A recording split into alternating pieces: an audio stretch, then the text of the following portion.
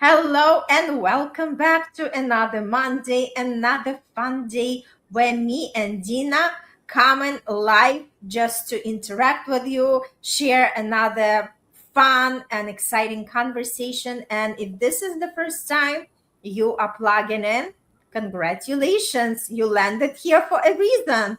And just to introduce briefly what this is space is all about, this is Passion Unscripted podcast where we talk about love and intimacy and how do we get to know ourselves better so we can have the best relationship with our partners. And my name is Irina Portnova. I am a manifestation star because I help you consciously create that connection and love to yourself and to others around you. And I'm here with Dina Alexander. Dina, you want to say a couple of words about yourself? Yes, I love it. Today we're having fun with a beautiful topic. I like these soft topics. So I am Dina Alexander and I live in Aruba. I am a personal coach, a relationship coach, and a sex coach. Um, what can I say? I help people marry sex with spirituality because I think that's the most important thing. And if you have that balance, everything will roll down beautifully like a domino. Yeah, I love that because today we are coming with the fun topic of becoming the one love can fully meet, right? Because a lot of times we are saying that I want to be loved deeply, I want to be loved properly, but we first have to be that person in order to attract what we truly desire. So, Gina, let's start this conversation. Yes. So, as you said, we are stepping into a conversation that it might feel a little confronting, but deeply freeing at the same time. There is a difference between wanting love and being available for it, as you said so. And most people don't realize that these are not the same things. Because it's easy to say, hey, I want a connection. I want a deep connection. I want intimacy. I want a partner who truly sees me. But when love knocks on the door, when it gets closer, deeper, more real, something inside tightens. Walls rises, guards go up, distance quiet returns. So not because love isn't wanted, but because it doesn't feel yet fully safe to receive it. That's it. And that and that's what we are opening today. We are going to talk deeper into this because there's a thin line between what you want and what you are ready to receive. There is a very thin line between those things. You want me to continue or you want to say something? Yeah, I just want to quickly add to that like why do these walls rise up? Because again, our nervous system remembers the past experiences, right? Whenever we were hurt, and now we are just guarding our heart because we do not want to get hurt again. Yes, as simple as that. It's so simple, but it's so problematic. Mhm. So let's start here. Let's start here. Desire, because that's my thing, is not the same as capacity. You can deeply desire love and still not have the nervous system capacity to hold it. And it's contradictory, but it's like that. You can want closeness, but feel overwhelmed when someone actually gets close. You can Mhm. crave intimacy, but unconsciously create distance um, when the moment becomes real. But Yep. you, this happens unconsciously. This is not contradiction. Okay, it is kind of protection, as you said. It's because what you um, have lived in the past. Your body is always asking, "Is this safe?" Not, "Do I want this?" And if your body learned that love equals unpredictability, and love equals also abandonment or pressure of Mm. emotional overwhelm, then when real connection arrives, it doesn't feel exciting. It feels exposing. So I want to be very honest. If you want love, expect on so expect surprises. If you can't handle surprises, the good ones and the bad ones, so Mm-hmm. you don't search for love. If you want love, expect abandonment, and that's not because the person doesn't love you. Sometimes the person needs to have time for themselves. Mm. If you want love, expect pressure, because sometimes things need to be done at the moment. So what opens up at your side You for know you? what? I do not like much, like with my energy doesn't resonate the word expect, right? Okay. What I truly align with is just to say, like, be okay, right? Be okay the way love shows up. Because again, if we expect abandonment, then it means we are going to attract that, right? Again, talking about the law of attraction, what we are entertaining in our head, sooner or later, we are going to experience it in our life. So, what I love to do is just to be open to explore.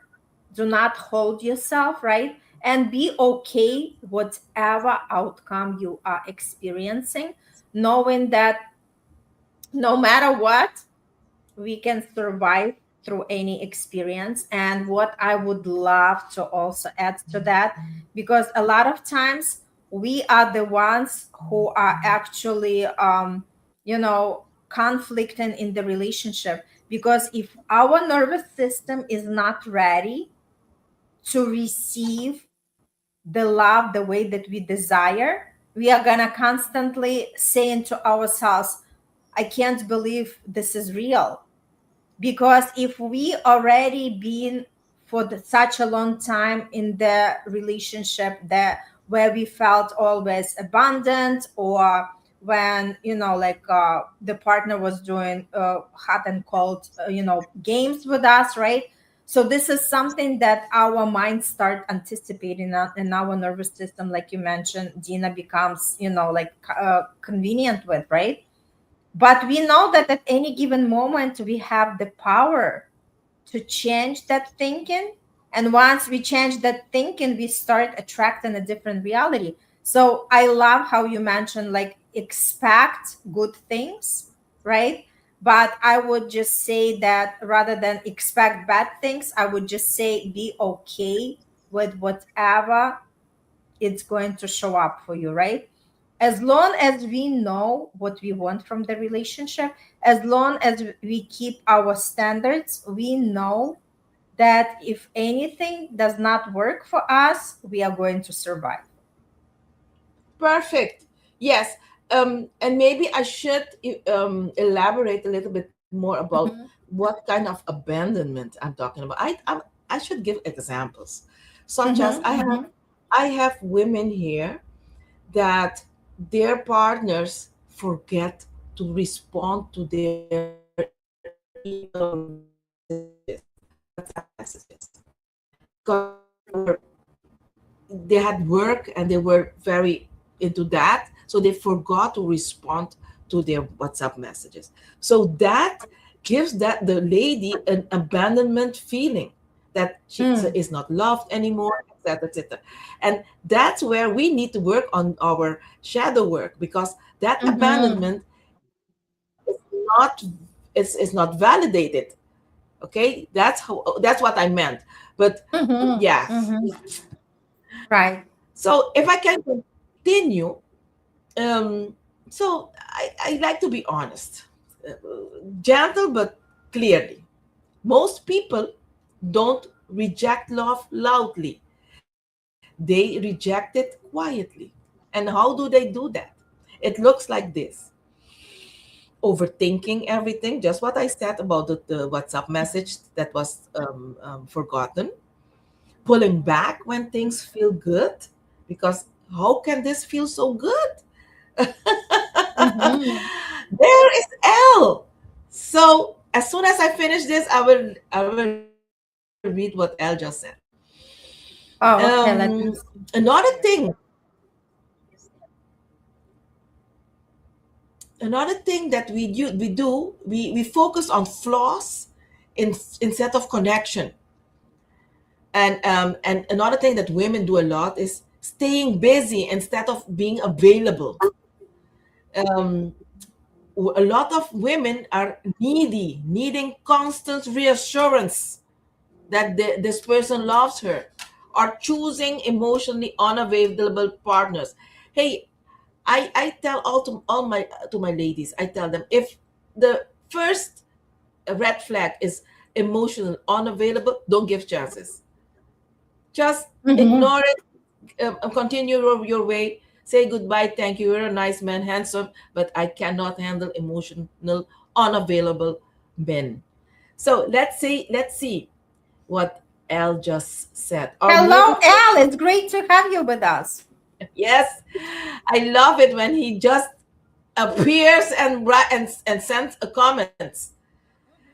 Our nervous system always hold us back whenever we meet the love of the life, whether she or he is the right one.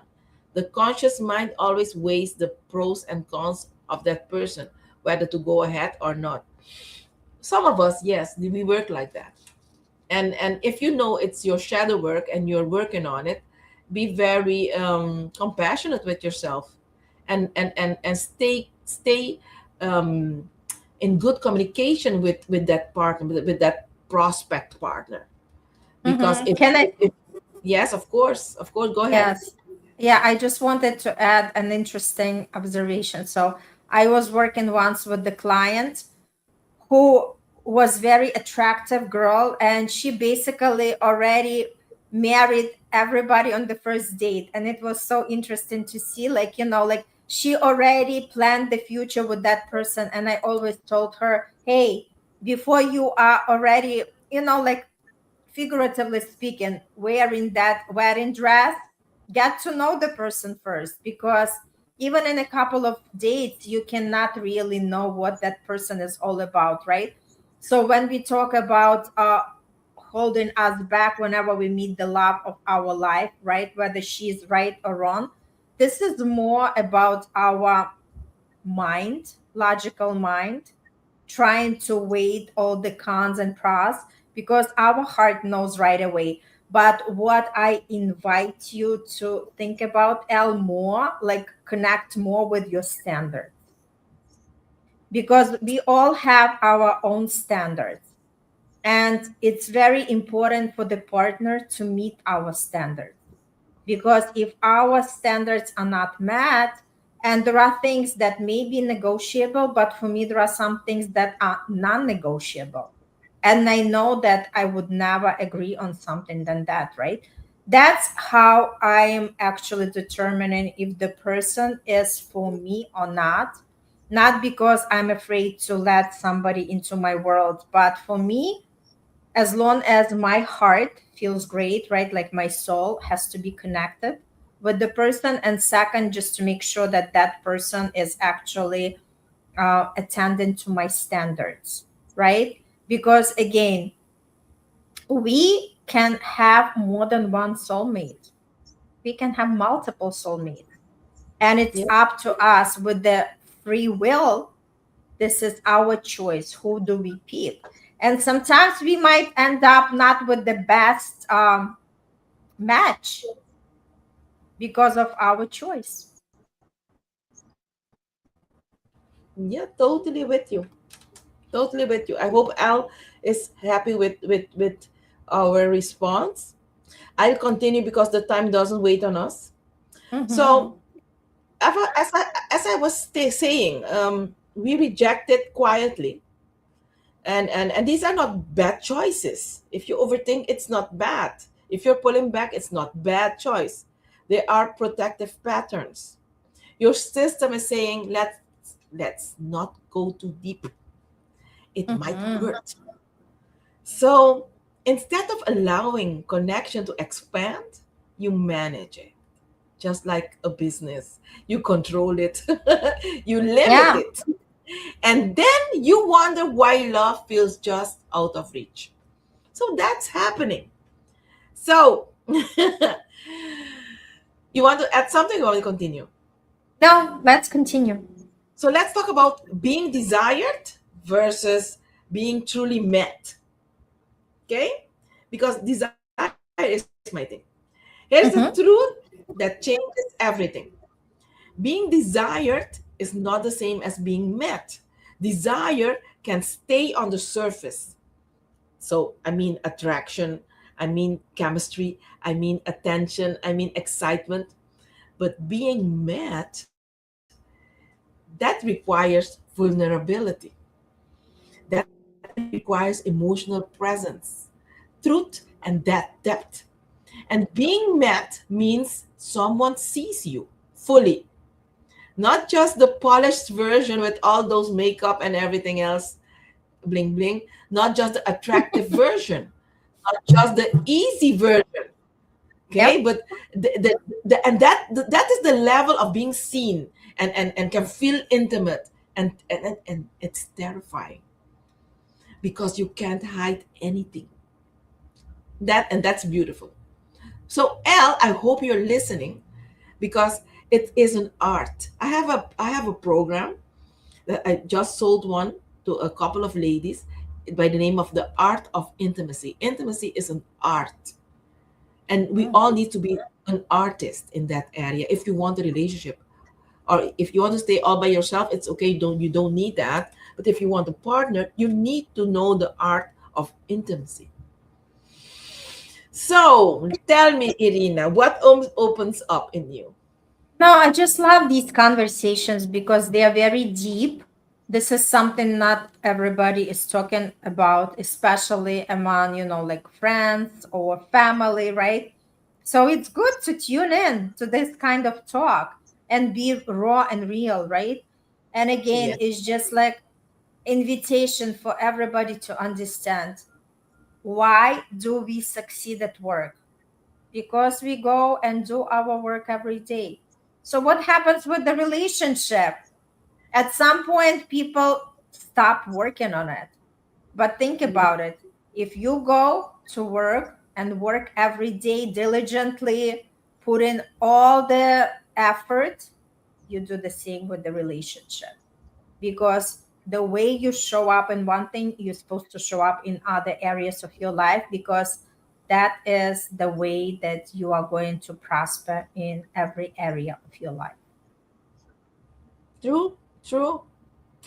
You know what? I want to share also the reason why we pull away when it gets real.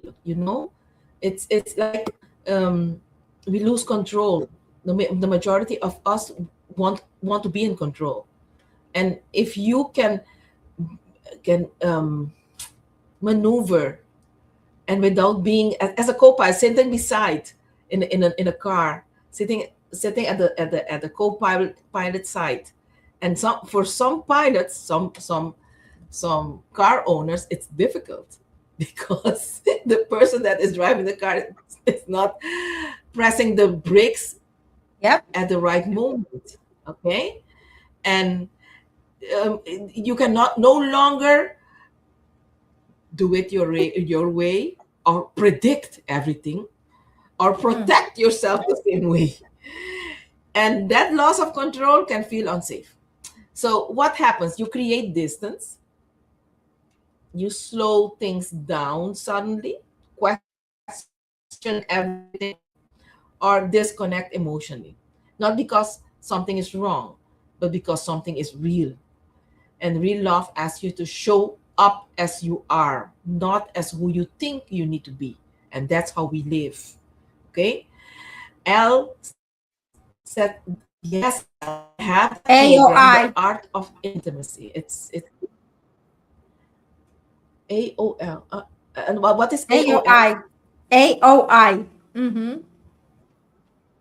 Art of What is intimacy. AOI? Of AOI. That's intimacy. the AOI. abbreviation. Oh, now I understand. Yes, the Yeah. abbreviation for an art of intimacy. Mm-hmm. Yes. I've compiled some good information to provide to my clients because I think it's very important. It is an art. It is, you are an artist. You are creating things. So tell me, what came up to you? So what comes up for me is just to understand that we have to be open. If we want to experience love deep, we want to be open for that experience and just being ourselves and allow things to naturally unfold, as because again we cannot control every step, every outcome.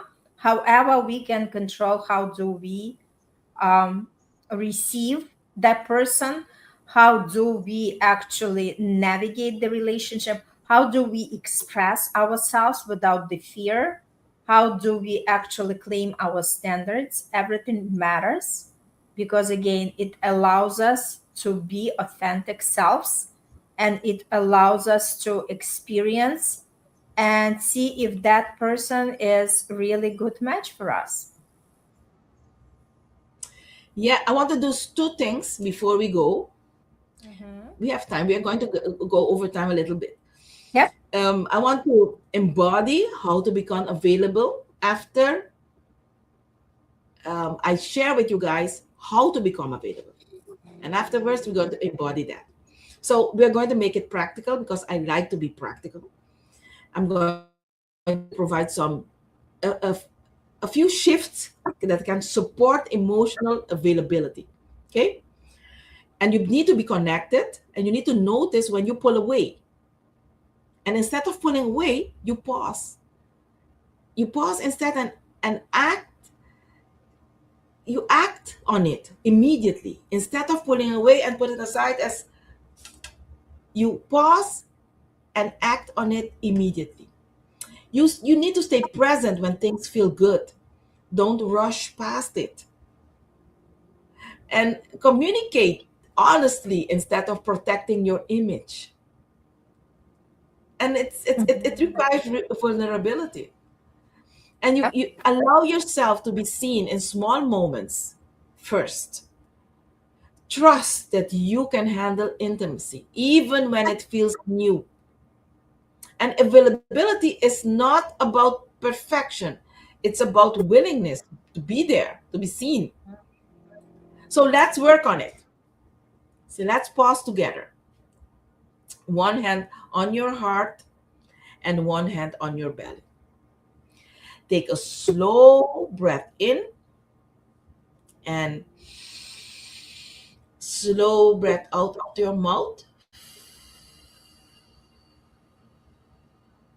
Ask yourself quietly, am I truly available for the love I say I want? Notice what your body says, not your mind, but what your body says. That's where the truth lives, in your body, not in your mind. And if you have your eyes closed, you can open it. And you can do this a couple of times in a day. It doesn't have a time limit. And feel your body. Listen to it. Maybe give a little bit more clarity. What does it mean to listen to your body? Because not everybody knows, right? How is it feeling when it's right? For instance, for me, I feel the warmth in my body. I feel totally relaxed. I can feel some tingles. But when it's against, right, then I would feel a little bit like tension in the body, or my heart starts beating faster, right? So again, it's for each person to explore what yes or no feels in their body. And Yeah. if this is something that it's new for you, we invite you just to explore, because life is all about experiments. Experiment with the life, right? Yes, I, And that's exactly what you are going to understand more and more about yourself, because the more you understand how your body receives the answers, the easier it is going to be for you to make any decisions in life. yeah, I say to everybody that your body is a compass. If you are connected, you can feel your heart just beating calmly. And if you are disconnected, you will not feel your heart, you will not feel anything. And then you need to ask for professional help, because we need to be connected. If you close your eyes and you feel your heart feeling beating slowly, calmly, you're connected. This can only be when you feel your heart beating fast. You are connected, but your heart is telling you, your compass, which is your body, is telling you, be still, take a pause, take a break, go and meditate, close your eyes. Your body is telling you, pause for a little while. That's it. Yep. So as simple as that. So to close, oh, you want to say something first, Irina? No, I just read Al's comment. He is feeling ecstatic. So Oh, he connected with that practice. oh, fantastico. I love it, El. Look, ha! I'm going to charge you for that one. I'm joking. So I'm happy that you can feel immediately something. It's a very powerful practice. Okay, breathing and putting your hand on your heart is a very powerful um, practice, a tool. Um, so before we leave, I would like you to invite you to connect with me. I love guiding people through this type of way of living. Helping you becomes available for the love, intimacy, connection you are ready for. Because everybody deserves being loved and have a good intimacy. And you don't have to do it alone. You don't have to keep repeating the same patterns also. Because if you're listening to us and you want this, because what we are talking is not fantasy. You can really achieve this, but you need help. Mm. And you can learn to receive love safely. And I want to say thank you for being here. Yeah, absolutely. So reach out to us. You have the links and see whatever comes to you, because again, help is always available if we choose so, right? Like everything else in life, it's the choice. And inaction is also the choice. If we are not going to do anything about it, it's also our choice. All right. So great, great episode. Thanks so much, Dina, as always. And thanks so much, Al, for participating. We always are happy to see you with us. And if somebody is watching in replay, please just comment replay so we know that you are watching. And please share that episode with somebody who can really benefit from it. All right. Dina, anything else you wanted to share? No, I want to send some Yes. kisses to everybody. Yes, beautiful. So we'll see you next Monday on Next Fun Day. Have a good one. Bye.